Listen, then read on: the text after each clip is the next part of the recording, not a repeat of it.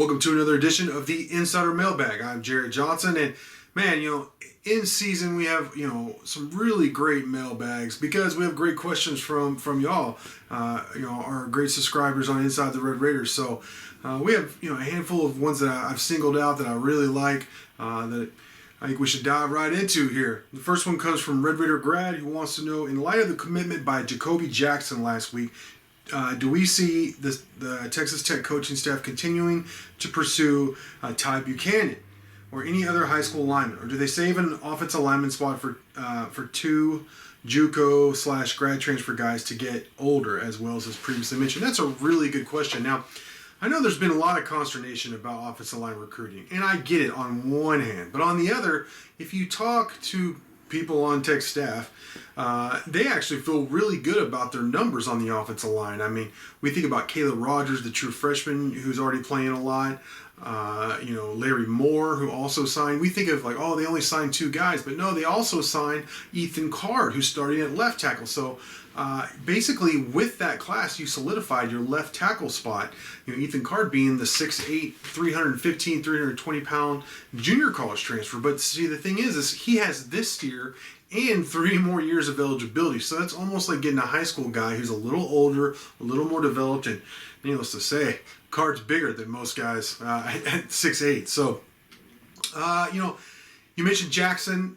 He and Jack Tucker are, without a doubt, and I've confirmed this again, I knew this just, by the nature of my job and tracking Tech's recruiting efforts, but also I followed up with a couple of people within Tech's program, and those two guys, Jacoby Jackson and Jack Tucker out of Argyle, and Jacoby Jackson out of Mansfield Summit, are Tech's top 2 offensive line targets for the recruiting cycle. So now people say, oh, we need more than that, and I understand that, but you're talking about 5 guys, and I believe they like more too, I mentioned from the 2020 class. You're talking about 5 guys they think can play, and that's, they already had really good numbers. I think before these 2 guys, they felt like they had 16 guys. That's a lot. I mean, that's like almost, a full 3 deep of linemen who they think can play. Not just guys on the roster. So, and everybody's coming back. That's another thing to remember is that, if they want, and if Tech wants them, is that with the NCAA blanket eligibility waiver, guys can come back if they want to. So, numbers aren't quite as important as you'd think, but to answer your question about Ty Buchanan, the offensive lineman out of Corpus Christi, Cal Allen, he's the only guy I've missed in this cycle in terms of my crystal ball predictions. I think I'm like 99 or 90 something percent. So that was a tough one for me to swallow. And interviewing him and talking to some people, Tech was his dream school. I feel like if they had offered him earlier, that they probably would have landed him. But it's hard to quibble about that, knowing what we know now, that they did land their top 2 offensive line targets. Now, in terms of continuing to recruit him, he actually told the Texas Tech coaching staff to continue recruiting him. So, yes, he's committed to USC, and man, that's a great program. And, the idea of living in California, I think, is something, a guy who's already used to living on a coast. I could see how, I get it. I could see how that'd be appealing to him. But I think Texas Tech is still in the mix. Now, I don't think they're just going to keep trying to offer high school guy. And one thing the staff has shown is that they're not going to reach. So, if Buchanan doesn't happen, maybe 1 or 2 other guys are looking at. If it just doesn't feel right, or for whatever reason it doesn't happen, then Caleb Etienne is a guy that Tech is in the top 3-4. I'm kind of confused on where he is right now because he's really hot with the coaching staff in terms if he interacts with them a lot, or he's just basically ghosts them. So, and it goes back and forth. So it's hard to gauge exactly where he is. Ultimately, I don't think he ends up a Red Raider, but I wouldn't be shocked if he does. I think if he does, I think you feel really good about your offensive line numbers, barring some kind of attrition or injury or unforeseen thing. I think that's who you roll with, is those 3 guys, whether it be Buchanan or Etienne. And if not, then you might, maybe not, go the transfer route, because look, the coaching staff doesn't see offensive line, especially now with the commitment of Jacoby Jackson, as big of a need in terms of numbers because of who they have and who they have returning, as I think some fans seem to. So that's where they are with offensive line recruiting. It's never just black and white, in my opinion. It's always, you got to know the context, and that's the context of that. All right, next question comes from Texas Tech Austin, who wants to know, do we think, either I or Joe, that a Vanilla Ice halftime show would get this team back on track? Well, of course, Vanilla Ice played, for the basketball team. I don't remember what game it was. Was it Iowa State? I think it was Iowa State. Vanilla Ice. I don't want to sound like a music snob here, but I think the novelty was entertaining. Let's put it that way. But can we get somebody else? I mean, who would I like to have? How about Sturgill Simpson? Imagine if Sturgill, I'm not saying he would, but what if Tech football was able to get Sturgill Simpson play halftime? I mean, I'd have to be there for that. That'd be must see. Maybe that's just my music taste. By the way, he just released a recent a new album. I'm not really a big bluegrass per se fan. I will listen to some bluegrass, but I think it's his first bluegrass album, and man, it is really good. Check it out, Sturgill Simpson. So, all right, Texan 44 wants to hear some of my favorite memories in the Jones. I'll go before covering the team. Well, honestly, there hadn't been just a ton of great memories covering the team, just because it's been a bad decade. But and then, of course, the previous decade was amazing. So I'm going to go even before that. I'm going to go way back in the day. The classic throwback double T's on the helmet. Spike Dykes was roaming the sideline. Late 90s. I was still legal for me to have a beer, though that, of course, that never stopped any of us in college, right? So I think I'm going to say two games, one from the 98 season and the one from the 99 season, the last 2 years of the Spike Dykes era. The 98 season when Texas Tech took on Texas, and it was Little Rick versus Big Rick, and Rick won the Heisman that year, Ricky Williams for Texas. And I just remember that he was they couldn't tackle him. And Tech had a pretty good defense under Spike Dykes generally. They had some good, I think Monte Rager was on that team. They had some good players on that team. But I remember they couldn't really tackle him on any kind of regular basis, Big Rick for Texas. They had to just herd him with several guys to the sideline, But still, even with that, I think Little Rick outrushed Big Rick in that game. And then the thing that I'll never forget about that game is that Rob Peters had a run on the sideline and got popped in the chin, and his helmet flew straight up in the air, I think 20 feet. And I remember, my parents came for that. That's the only game that season they came. And I remember my dad saying, "He killed him!" out loud. He thought he decapitated him. But Rob Peters, this is talking about a different era, different time. Seems like a lifetime ago. Peters was obviously knocked unconscious. I mean, the guy was, didn't know where it was. But he came back later in that game, and Tech won. They beat UT. It was a huge win for Spike Dye, huge win, of course, for the program. So that was fun. I think. And then '99 was Spike Dye's last season. Kingsbury's first. I think he was a redshirt freshman playing in the final home game for Spike Dykes against Oklahoma, which was Stoops' first year. And, of course, Leach was the offensive coordinator. So you had a lot of Tech people there in one spot there. And Sammy Morris was huge in that game. And Texas Tech upset Oklahoma on Spike's final game. And that was a really fun game to be at and to go to. And, man, we partied our butts off after that one. So those are my biggest memories, I think. I'll just say the non-Leach, because they're so controversial, I guess. And then just flatly, the last decade I've been covering hadn't been just a ton of big home victories. Actually, Kingsbury had a lot of road victories, but not many big ones at home. This is a really good question from Cajun Raider. It's long, but once again, context matters oftentimes. So I'm going to give you it. He said the extra year of eligibility, which I mentioned, the blanket waiver, where no matter if you play every snap for your team or no snaps, it will not affect your eligibility. You can still return. You still have that season of eligibility intact. The NCAA granted that prior to the season.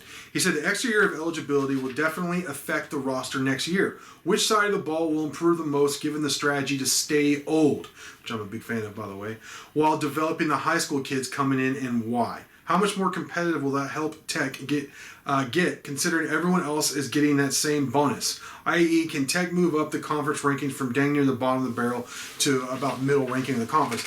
Yeah, I think that is the question. There's a lot of stuff that goes into it.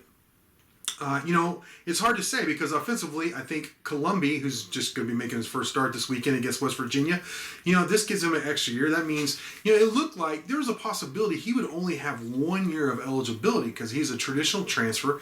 There was a possibility he was going to have to sit out this year, and then he'd have next year to play. But now he can play this year and still have 2 more years of eligibility remaining. So that really helps the offense. I mean, obviously, having an effective quarterback helps the offense. So there's that. Also, I think some guys on the offensive line can stay a year longer. That would help. If Ethan or Josh Berger, the grad transfer, wants to stay an extra year, that helps. Big time. And some other guy, Zach Adams is a guy who's been hurt. Is a senior.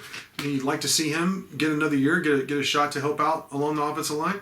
So that helps. I can't really think of anyone else. Chadarius Townsend's a senior, maybe. So, but on the defensive side of the ball, I think there's definitely it's going to help. Guys like Tyree Wilson. I know he's just a sophomore this year, but man, the fact that he's going to have this year and 3 more seasons, just imagine what that beast could develop into. Nick McCann is a guy who he was a stud in the Texas game. I mean, he just was beating up UT's offensive line. So if he can stay healthy, if he wants to return, and I assume Tech, I don't know why Tech wouldn't want him back, but if he wants to return, Nick McCann would really help at depth, especially at that nose tackle position. Rico Jeffers, I think he's probably gone. I think he's playing well enough that he's probably earned himself a spot in the NFL draft. But if for whatever reason he hasn't and he comes back, he's really elevated his game. So another year of development. He never got a redshirt year, by the way. I think would really help him, and he could become, if he's not already, among the best in the Big 12 at linebacker. So Colin Schooler, I think he's gone too, but what if he wants to come back? So there's a thought there. Zach McPherson is a guy who this would have been his last year. I could see him returning and getting like his 8th degree or whatever at this point. But they could use him in the secondary, absolutely. So I think for me, though, Columbia is the obvious choice here in terms of that really helps Tech's offense. I think defensively it helps the development because that's where the most work was needed, and that's where the development could really take shape. Captain Popsicle wants to know, he said he wants to use adding on to Cajun Raider's question. He said, speaking of the extra year, has the NCAA said anything yet on scholarship limits heading into next season? No. I haven't heard anything, certainly not anything official. They've been out on furlough. They're affected by COVID as much, just like everybody else. And it's the NCAA. So there's going to be some kind of grandfather clause or something. They can't just cap it at 85 still and then have everybody bring in some seniors and then because some of these people have 25 recruits in their classes. So you're already seeing you're seeing some schools start to trim some of their scholarships already, because even if let's say they add an extra 10 or 15, or you can have however many you want, these schools that are already going to be cash strapped because they're getting hit at the gate in terms of less people buying tickets because of the occupancy limits. These people are already cash strapped. Just take Tech for instance, but this is similar to a lot of schools, and a lot of schools are in worse shape across the country. I'm talking about Power 5 programs. But Tech had to lay off 20 employees, and then another 20 positions they just eliminated, and then a lot of the people that were making basically a living there had to take pay cuts as well. So it's hard to see how it's hard. You put all those numbers together. Even me, who struggled mightily with math, how are they going to foot the bill for that many more scholarships? Because that football year-round, and because it's a year-round thing, it's not just first semester. Scholarship is an expensive thing. It costs a lot to feed them, to house them, for their books and gear, and just on and on and on.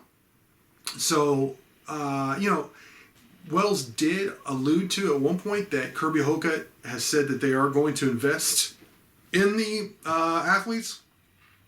He didn't go into specifics, but just that he kind of hinted that they will be willing to offer more than the 85 cap scholarship during this weird time here because of the blanket eligibility. So it's complicated putting it all together, but NCAA hasn't officially announced anything, but they will. And I don't see a scenario where they're like, oh, you still got to be under the 85 cap for next year. And it'll just be interesting to see how they stagger that over the next couple of years. And hopefully, hopefully the NCAA doesn't jack that up, because the uproar would be ridiculous, because it'll affect so many of our youth, so many of our young college age kids' futures. All right, the final question is kind of off the cuff. Is from Tech 2020, who says, buy or sell Ocean Spray skateboarder to Fleetwood Mac Dreams. You know, until he started posting this picture and this meme of this guy everywhere, and people were like, what is this? I was unaware, living in my bubble, my head down working here, of this guy. But yeah, I'm buying. I'm buying anything positive nowadays. I understand. I like to call it like it is. So I'm not here just trying to blow smoke up people's butts and only want the happy, joy stuff. I like to call it like I see it. But it's been so negative for all of us around the entire world, and especially here in America with all the social strife to go along with the COVID-19 pandemic.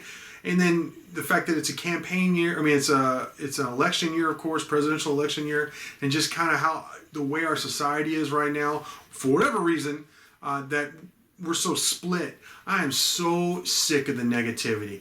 While, I like to be known to call it like I see it, not just be, rose-colored glasses guy. I honestly, in my life, my personal life, I am like optimistic person. I really like to be look at the sunny side of the street. Can't stand too much negativity. I cannot be around negative people.